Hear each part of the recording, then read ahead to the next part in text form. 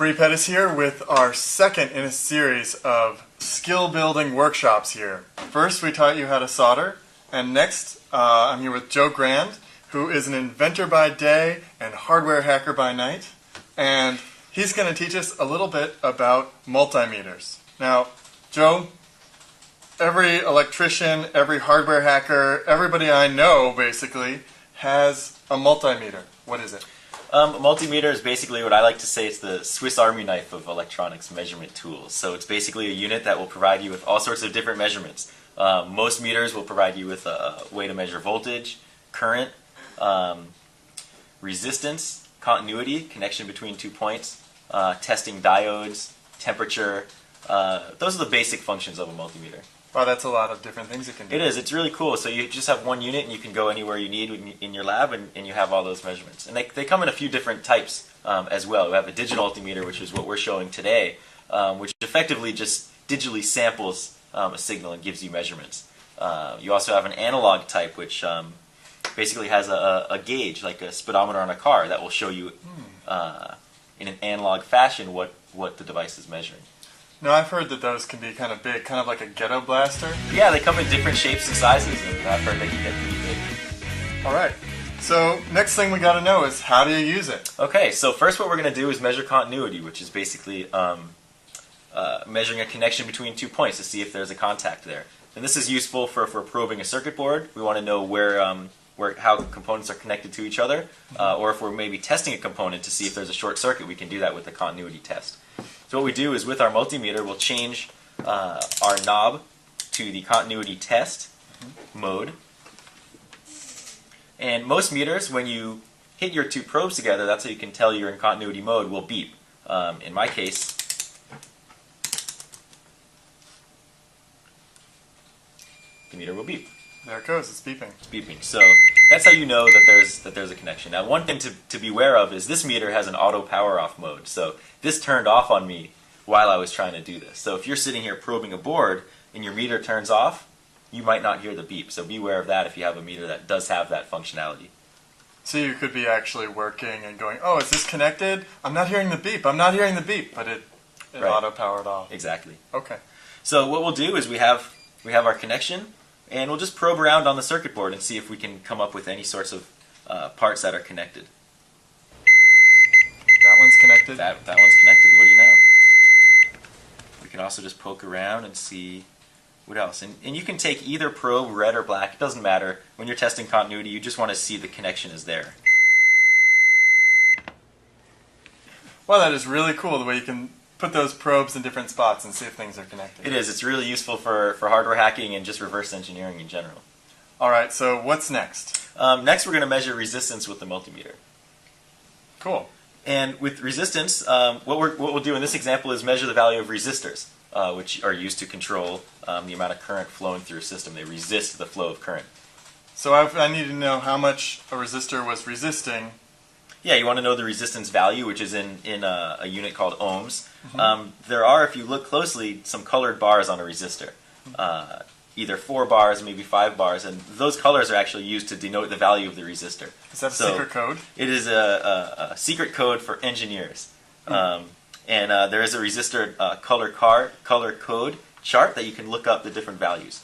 So that's one way to just measure the ideal resistance of a resistor. But if you want to measure the real resistance, because just based on the way parts are manufactured and the different tolerances and variances of materials, nothing's ever ideal. So if you look and say, oh, I have a 47 kilo ohm resistor, you might get a 45.3, you might get a 47.2. So you want to measure the value of the resistor to see what you're actually working with.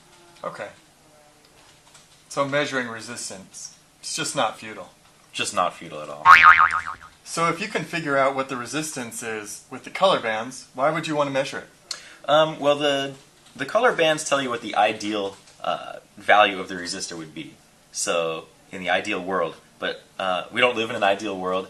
The tolerances of parts, the variances in materials, sometimes you can only get close. And you'll see actually there's a gold band at the end, or sometimes it's silver, or other colors that denote the manufacturing tolerance of the part. In our case, in most projects that you're working on, you'll use a 5% tolerance, which means if you have a 100 ohm resistor, the actual value of that resistor might be 95 ohms, it might be 105 ohms. So you have this tolerance there. So being able to measure the actual resistance can be useful in a lot of ways. Oh, cool. How do you do it? So all we have to do is set our multimeter to the resistance mode. In my multimeter, I have a few different ranges. So I need to know the general range of the resistor before I actually measure it, and that's just a function of the multimeter. If I had a higher end multimeter I was using, it can automatically range, so you don't have to tell it 2000 ohm, or I want to measure something that's 200 ohm. It will automatically know. So in our case, even if you don't know, you can just cycle through until you see the value. Otherwise, if you're in too low a range and you try to measure the resistor, it just won't come up with the value. It's just not showing anything. So you just go to the next higher one. In our case, that's not going to be the right one. You go, in our case now, we set it to 20K, 20 kilo ohms. Hold down our probes right to the resistor. 9.78 kilo ohms, which is pretty close to 10 kilo ohms, which is what this is supposed to be. Now, I got another question for you. Let's say I've got a battery, and I want to know, is it still a good battery? Can I do that with this? Right, sure you can. The multimeter provides you with a voltage measurement function. So all we have to do is take our probes, apply them to the two points on the battery that we want to measure. So what we also need to do, in my case, is set the multimeter to the correct DC measurement voltage range. So you put it in 200 volts. I put it at 200 volts, which in this case says we can measure anything below 200 volts. Oh, okay. And this will display it on the screen. So if we're at 2 volts, but we're trying to measure a 3-volt battery, we won't get the measurement on the screen. So this is the maximum amount of voltage. The maximum, right. Okay. And again, that's a function of the meter, and some meters will automatically set that range for you. So we take our probes. Typically, you'll put the black probe to the negative side of the battery, or the ground side of the battery. So we'll put our black probe at the negative, our red probe at the positive, and measure our voltage. In this case, 3.1 volts, and this is a 3-volt battery, so we're right there. Right. If you do happen to reverse the leads, yes. That's still okay. You won't damage the meter. You'll just see a negative voltage on the screen. So because the positive and negatives are backwards, it's a negative 3 volts. Right. Is what it's measuring. Current's flowing the other way, and it's okay. Okay, cool. Okay, so now we can measure voltage. Is there anything else you can do with the multimeter? Yeah, you can also measure current, which is important if you want to see how much current, how much power a circuit is drawing. Maybe if you're trying to match up your circuit with some documentation, if you know your circuit's only supposed to consume 20 milliamps of power, but for some reason it's acting strange and it's drawing 50 milliamps or 100 milliamps, you might be able to say, okay, something's going on there, something's wrong, it's not matching up. So that's an important one to do.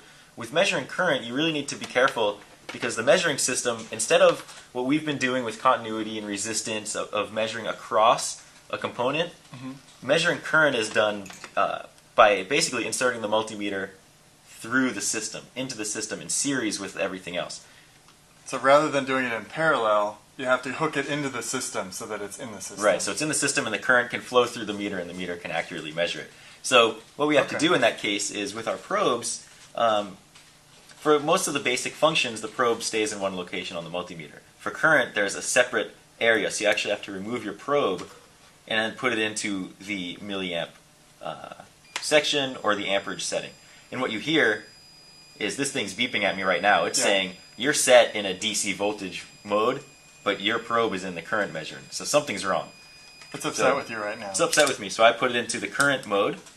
Beep goes away and we're ready to go. That's happy. one way you can easily damage your multimeter is measuring voltage, trying to measure voltage when you're in a current measurement setting, or trying to measure current when you're in a voltage measurement setting. So you want to make sure your probes are aligned properly for whatever you're doing. Do you have any recommendations for a multimeter that somebody could get? Sure, there's all sorts of different types out there, as we mentioned. What we're using in this demonstration is an X-Tech 410. And that's a pretty good entry-level multimeter that you can get from Contact East, or maybe some other companies as well, maybe for $30 to $40. You can also go to Radio Shack, pick some up there, Fry's Electronics. I have a Fluke model that I use in my lab at home, a Fluke 111 series. That's a little higher end. Yeah, my brother was an electrician in the Coast Guard, and he's got a Fluke. He was like, Fluke. They're really good, really rugged. Once you get to that point, getting a Fluke is the way to go. Awesome. So now you've learned how to use a multimeter. Go dig one out of your toolbox or go get one. Start measuring.